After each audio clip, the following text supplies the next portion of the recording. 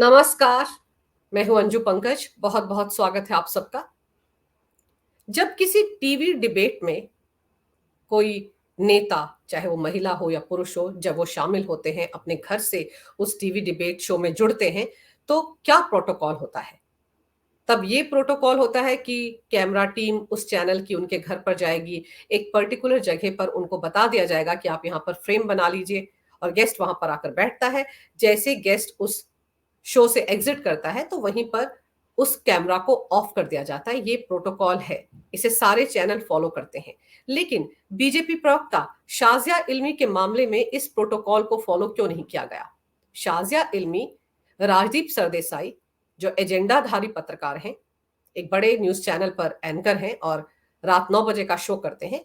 उस शो में शुक्रवार को शाजिया इल्मी भी शामिल हुई।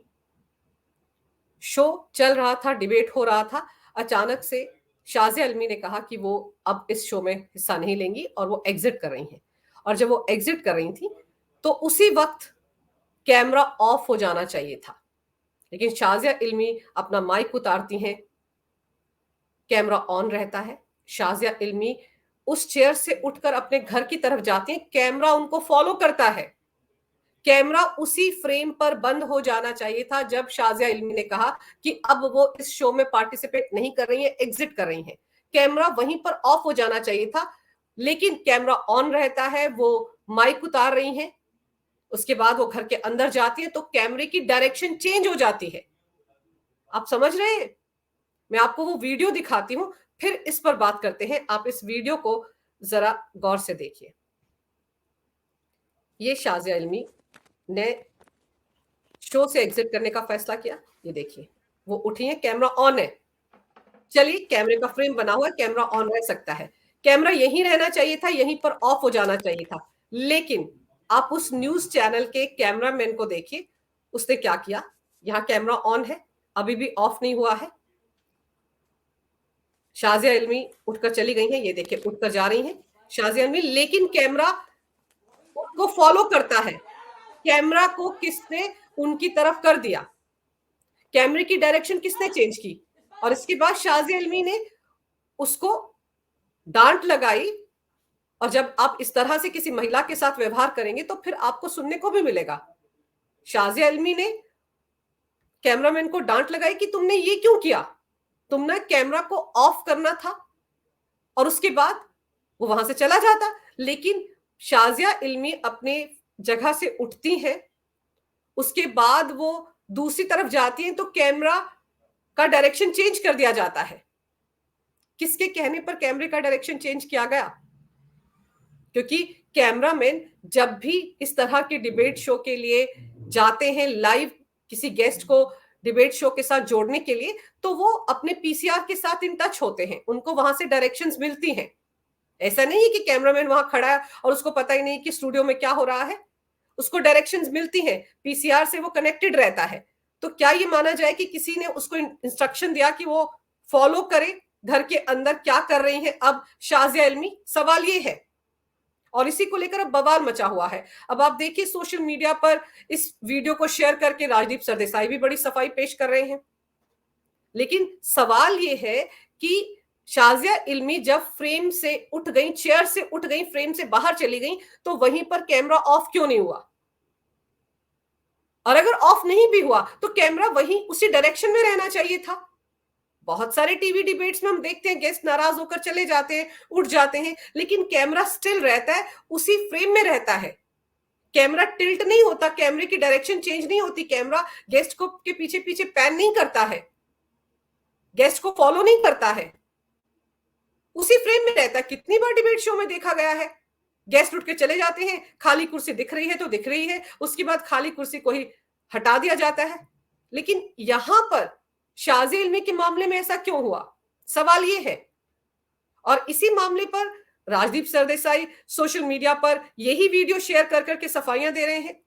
क्या उनको समझ में नहीं आ रहा है कि कैमरामैन ने कैमरा को शिफ्ट किया, उसकी डायरेक्शन को शिफ्ट किया? इसके लिए उनको माफी मांगनी चाहिए। अब शाजिया इल्मी ने इस मामले पर अपना एक बयान भी जारी किया है, आप वो भी सुनिए क्या कह रही हैं शाजिया। जैसे रोजाना मैं अपनी ड्यूटी कर रही थी राजदीप सरदेसाई के प्रोग्राम में, मैं बीजेपी स्पोक्स पर्सन के तरह मैं अपनी बात रख रही थी। मुझे आप देख सकते हैं कि मेरे पैर में फ्रैक्चर है, ये करीब 2 हफ्ते पहले हुआ। कल जैसे रोजाना मैं अपनी ड्यूटी कर रही थी राजदीप सरदेसाई के प्रोग्राम में, मैं बीजेपी स्पोक्स पर्सन के तरह मैं अपनी बात रख रही थी। मुझे बोलने का मौका नहीं दिया, मैंने बार बार कोशिश भी की और उसमें राजदीप ने बहुत बदतमीजी के साथ कहा कि कट शाजियाज ऑडियो, सारे सवाल बीजेपी पर है, फिर बीजेपी वाला नहीं बोल सकता। तो जैसे ही उसने कहा कट शाजियाज ऑडियो, मैंने कहा मैं उठ रही हूँ, मैं नहीं बैठूंगी इसमें। और आप यकीन नहीं करेंगे, कैमरामैन दिखा रहा है, अगर ये कैमरा है और मैं यहाँ बैठी हूँ और मैं उठ रही हूँ, और एक तो आप देख सकते हैं कि मेरे लिए उठना बड़ा मुश्किल है, मैं ऐसे हॉबल करके उठ रही हूँ और वो लगातार दिखा रहा है कि मैं माइक निकाल रही हूँ, मैं ऐसे जा रही हूँ। और मुझे शर्म आ रही है क्योंकि मुझे लगा इतना ही वो होगा, तो मैंने स्कार्फ प्रॉपर नहीं पहना था और मुझे शर्म आने लगी कि क्यों दिखा रहा है इस तरह से मेरे बॉडी को। मैं इस तरफ गई तो वो पैन करने लगा। मैंने उससे 1000 बार कहा कि बंद कर दो माइक, क्यों कर रहे हो, शो खत्म हो गया है। जब शो खत्म हो गया है तो वो मेरी प्राइवेट स्पेस को क्यों वायलेट कर रहा है। जब जो शो खत्म हो गया है तो वो क्यों बार बार मेरी शरीर को दिखा रहा है। जब मैं उससे कह रही हूँ जाओ तो वो क्यों नहीं जा रहा है, क्यों पैन करके मुझे फॉलो कर रहा है। मुझे लगता है ये कानूनी लड़ाई में लड़ूंगी और मुझे पूरा हक है कि जब मैं मना कर रही हूँ कैमरामैन को रिकॉर्ड ना करो तो उसे फौरन बंद कर देना चाहिए था। और राजदीप जी को देखिए, माशाल्लाह इतने होशियार हैं वो कि उन्होंने एविडेंस दे दिया है ये जो पूरा रॉन्ग डूइंग हुई है और जो गलत व्यवहार हुआ है, और उन्होंने बाकायदा उसका प्रमाण भी पेश कर दिया है। So thank you for that, I will take you to court. तो आप समझ रहे हैं कि किस तरीके से किसी की निजता का हनन करना, किसी की प्राइवेसी में दखल देना, ये उसका मामला बनता है। आपका काम जहां खत्म हो गया, जहां शाज़िया इल्मी ने कहा कि अब वो इस शो से एग्जिट कर रही हैं, आपका काम वहीं खत्म हो गया था, वहीं पर कैमरा ऑफ हो जाना चाहिए था। इतनी लंबी प्रक्रिया दिखाने की क्या जरूरत थी। और इसीलिए अब ये मामला सोशल मीडिया पर बहुत इसमें बहस हो रही है। एक वर्ग जो है वो इस बात में लगा हुआ है कि शाज़िया इल्मी ने तो देखिए उस चैनल के जो वीडियोग्राफर थे, जो कैमरा पर्सन थे, उनके साथ कितनी बदतमीजी की, किस तरह की भाषा का इस्तेमाल किया। अरे उसको तो धक्के मारकर बाहर कर देना चाहिए था। सवाल तो उसी शख्स से है कि कैमरा ऑन क्यों रखा, और अगर कैमरा ऑन भी है तो सिर्फ उसी फ्रेम में ऑन क्यों नहीं है जिस चेयर पर शाज़िया इल्मी बैठी थी। वो कैमरा शाज़िया इल्मी की तरफ डायरेक्शन चेंज करके उनको फॉलो क्यों कर रहा था, किसके इंस्ट्रक्शंस पर फॉलो कर रहा था। सवाल तो यही है। और अगर शाज़िया इल्मी ये कह रही हैं कि वो इस मामले में कानूनी कार्रवाई करेंगी तो इसमें गलत क्या है।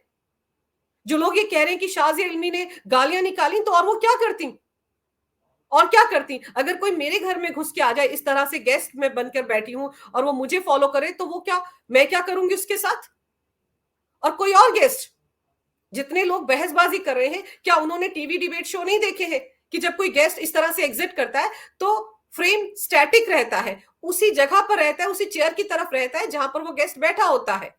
कितनी बार डिबेट शो में खाली कुर्सी नजर आती है कि देखिए गेस्ट उठकर चले गए, लेकिन कोई भी उस गेस्ट को फॉलो नहीं करता है। कोई भी कैमरामैन उस गेस्ट को फॉलो नहीं करता है कि वो यहां से एग्जिट करने के बाद क्या कर रहा है। तो शाज़िया इल्मी के मामले में ये क्यों किया गया, और फिर खुद ही सबूत दे दिए हैं राजदीप सरदेसाई ने वीडियो शेयर करके। और शाज़िया कह रही है कोई भी महिला जब माइक लगाती है तो आपको पता है कि किस तरह से लेपल लगाया जाता है। जब वो लेपल निकाल रही है तब भी उस कैमरामैन को समझ में नहीं आ रहा है, अकल नहीं आ रही है कि वो कैमरा ऑफ कर दे, तब भी कैमरा ऑन है। तो किसके इशारे पर वो कैमरा ऑन था और किसके इशारे पर वो कैमरा शाज़िया इल्मी को उनके घर में फॉलो कर रहा था। ये ऐसे सवाल हैं जिनके जवाब राजदीप सरदेसाई को देने पड़ेंगे। और शाज़िया ने तो साफ कह दिया है कि वो इस मामले में कानूनी कार्रवाई करेंगी, और ये कानूनी कार्रवाई करने का उनका अधिकार है। किसी भी महिला को अधिकार है कि अगर कोई उसकी प्राइवेसी में इस तरह से दखल अंदाजी करे, इस तरह से उसकी निजता का उल्लंघन करे, तो कोर्ट में ऐसे शख्स को घसीटा जा सकता है। अगर आपको ये वीडियो अच्छा लगे तो कृपया इसे लाइक करें, शेयर करें। अगर आप पहली बार मेरे चैनल पर आए हैं तो कृपया मेरे चैनल को सब्सक्राइब करना ना भूलें। मेरे चैनल को अपना पूरा समर्थन दें। ये वीडियो देखने के लिए बहुत बहुत धन्यवाद। नमस्कार। भारत माता की जय हो। वंदे मातरम और जय श्री राम।